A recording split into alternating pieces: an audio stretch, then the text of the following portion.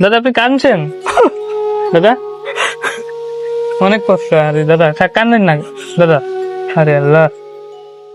দাদা হ্যাঁ, কি বিক্রি করছেন এগুলা?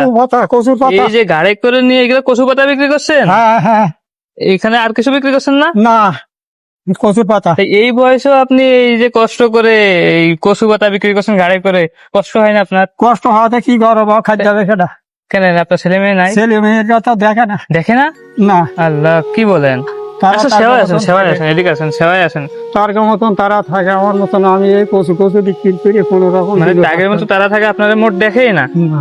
তো এই এত কষ্ট করেন তো মানে আপনার মানে রান্না বাড়া করে কে? আমি লোকের কাছে রান্না করে নিব লোকের কাছে রান্না করে না? দাদি নাই, আমাদের দাদি নাই। না, সে ছেলেপিলের কাছে সে বাস ও সেও ছেলেমেয়ের কাছে মানে মানে আপনার মোট কেউই দেখে না, আপনি না। একদম অসহায়। একদম অসহায় আমি। তো এই অবশ্যই এত এই বয়সে আপনি এই কাজ করছেন, হ্যাঁ, আমি খুবই খারাপ না লাগলো করলে দেখে। তো আমার তা এই যে ঘর ভাড়া দিতে হয়।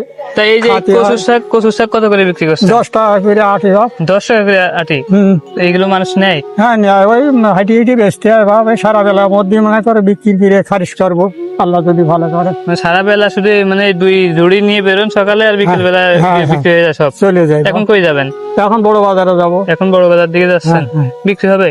আলহামদুলিল্লাহ, ঠিক আছে। মানে প্রতিদিন বিক্রি হয় আর কি, এমনি হ্যাঁ, একটু কষ্ট হয়ে যায় আপনার? হ্যাঁ, কষ্ট হয়ে যায়। আরে তো যাক, আলহামদুলিল্লাহ। তারপরে আলহামদুলিল্লাহ। যাক আমার আল্লাহ ভরসা। আমার এই দুনিয়ায় দাদা আপনি কাঁদছেন? দাদা অনেক কষ্ট। আরে দাদা কান্দেন না দাদা। আরে আল্লাহ।